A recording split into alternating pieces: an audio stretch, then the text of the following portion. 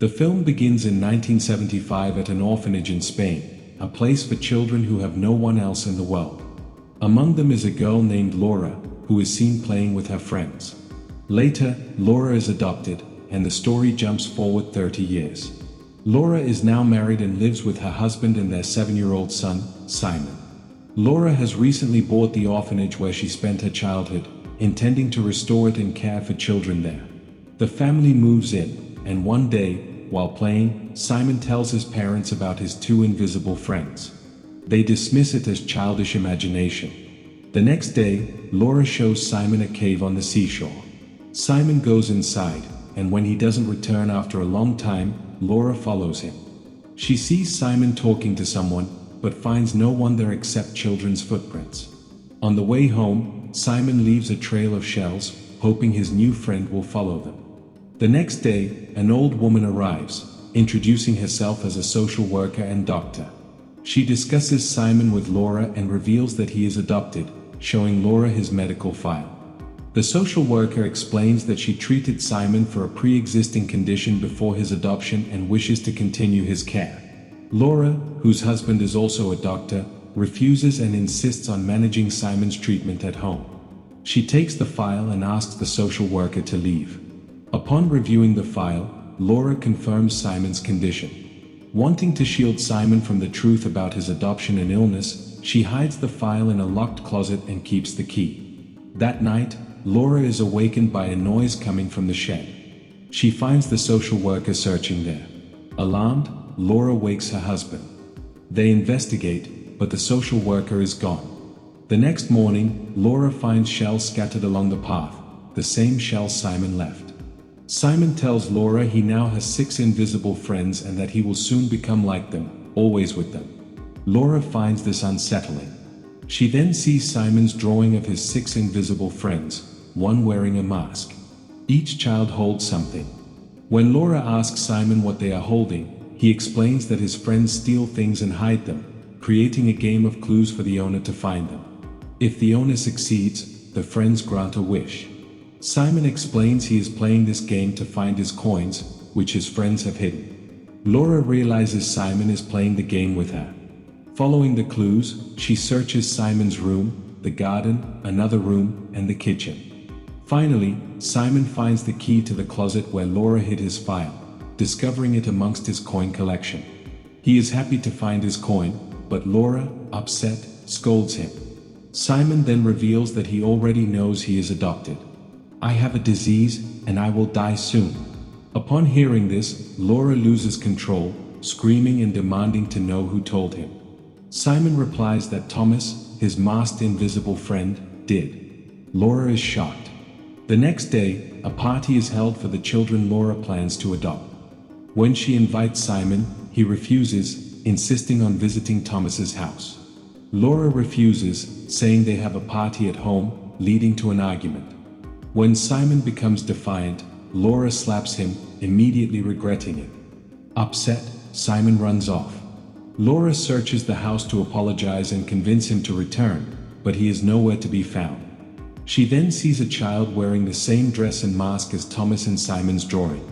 Believing it is Thomas, Laura tries to remove the mask, but the child pushes her, trapping her hand in the bathroom door as it closes. In immense pain, Laura screams. Her husband rushes to her aid, freeing her hand. Simon is still missing. Everyone searches the house, but when they realize he is gone, Laura runs to the seaside, heading towards the cave. She nearly drowns trying to reach the cave, but her husband rescues her. Laura is taken to the hospital while the police search for Simon, including the cave.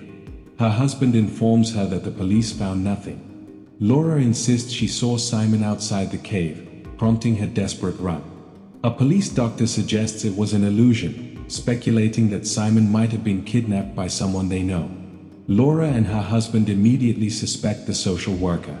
Laura tells the police doctor about the social worker's visits, including the night she was seen limping in the shed.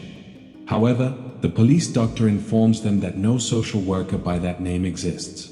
Despite this, Laura is convinced the social worker is responsible for Simon's disappearance. Laura, now using a wheelchair due to her injured leg, is comforted by her husband. He gives her his chain, telling her to keep it until Simon is found. Later that night, Laura is awakened by a noise coming from Simon's room. She finds a doll on his bed. The scene then shifts forward 6 months. The police have still not found Simon, and Laura and her husband have lost hope. One day, while driving, Laura and her husband spot the social worker crossing the road, pushing a baby carriage.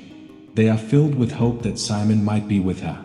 Laura calls out to her, but a bus strikes the social worker.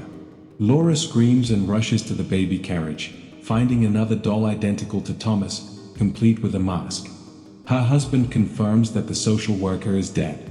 The police and a doctor investigate the social worker's house, finding photos and reels. They discover that she used to work at the same orphanage where Laura lived as a child. The social worker had told Laura about her son, Thomas, whose face was disfigured, causing him to always wear a mask and remain hidden from others. The police doctor shows Laura a newspaper article about Thomas's disappearance. She explains that after Laura was adopted, some children took Thomas to the cave, removed his mask, and ran away, wanting to see if he would come out without it. Thomas remained inside, and high tides flooded the cave, causing him to drown. Laura insists that she saw Thomas in her house the day Simon disappeared. The police doctor dismisses this as another illusion, stating that Thomas is dead. That night, as Laura lies in bed with her husband, she reminisces about Simon. She shares her memories with her husband, but when the door opens, her husband enters the room. Laura is terrified, wondering who she was just talking to. She checks under the sheets and finds no one. She tells her husband, but they are both baffled. Distressed by these strange occurrences, and with 9 months having passed since Simon's disappearance, Laura consults a psychologist. She recounts everything about Simon's disappearance and the strange events, even giving him a piece of Thomas's mask. The psychologist advises her to consult a medium, a paranormal investigator who deals with ghosts and spirits. The next day, the medium arrives at Laura's house. In a darkened room, she attempts to contact the spirits of the house while others monitor her through cameras from another room. The medium enters a room in the former orphanage and hears the voices of 5 orphaned children crying for help.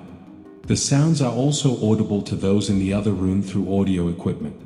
When the medium, at the psychologist's request, asks the children about Simon, all the equipment suddenly malfunctions and the session ends abruptly.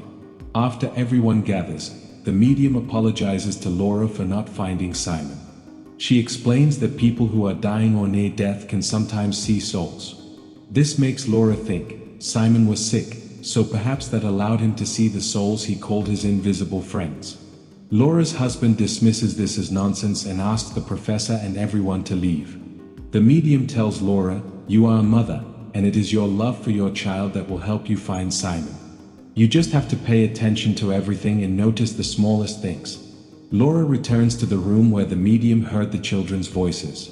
A window breaks and falls onto a bench, revealing dolls and Simon's picture beneath it. Laura realizes these were placed as clues, remembering the game Simon described. She understands that the souls are playing a treasure hunt with her. Following a clue related to clothing, she finds a doorknob. Searching the house, she finds no door, missing a knob. Laura then goes to the shed, where she finds the social worker's locket. She remembers the social worker searching there. Laura breaks open small chambers in the shed and pulls out cement bags. Inside, she discovers the corpses of 5 of her childhood friends from the orphanage, the children who took Thomas to the cave. The social worker, seeking revenge for Thomas's death, had poisoned them, placed their bodies in the bags, and hid them there. She had returned to the orphanage to remove the bags after Laura reopened it. Laura tries to explain this to her husband, but he refuses to listen and suggests leaving the orphanage. Laura asks for 2 days alone there. After he leaves, she rearranges the house, replacing the furniture with the old pieces to recreate the orphanage's appearance from years ago.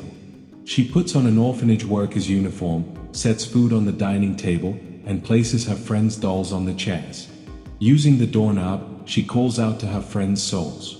When they don't appear, she starts playing a game they used to play as children in the orphanage. As she plays, the children's souls appear, but when she asks about Simon, they run away to play hide and seek. While searching for one of her friend's souls, Laura enters a small, cluttered room. She discovers a secret door, the one missing a doorknob, leading to a basement. Descending into the basement, she finds numerous drawings by Thomas, confirming he lived there. Then, she sees Simon's dead body dressed in Thomas's clothes. Laura is devastated and overcome with grief and regret. She remembers the day Simon disappeared. The masked child she thought was Thomas was actually Simon. After their argument, when she refused to go to Thomas's house and slapped him, Simon had angrily retreated to this basement. While everyone searched for him, he was trapped there. Laura's mistake was overlooking this secret door when she initially searched the room. By accidentally knocking over some pipes, she had blocked the basement door from the outside, unknowingly trapping Simon. After returning from the hospital, the loud noises Laura heard was Simon trying to escape. In his attempts to get out, he fell down the basement stairs, breaking his neck and dying. Laura carries Simon's body back to her room and cradles him. She then takes her own life by overdosing on sleeping pills. The scene shifts to the afterlife, where Laura is reunited with Simon. Thomas and the 5 orphan children are also there. Simon's wish from the treasure hunt game, that Laura would soon join him and take care of him and the other children, has been fulfilled. Laura lovingly embraces the children, acting as their mother. The scene then cuts to Laura's husband burying Laura, Simon, Thomas, and the other children in front of the orphanage. He holds a funeral for them and places flowers on their graves. Returning to the orphanage, he finds the chain he had given Laura, telling her to keep it until Simon was found. As he picks up the chain, the front door opens on its own. He smiles peacefully, understanding that Laura has finally found Simon. The retrieval of the chain symbolizes this reunion, confirming that Laura and Simon are finally together in peace. The film concludes.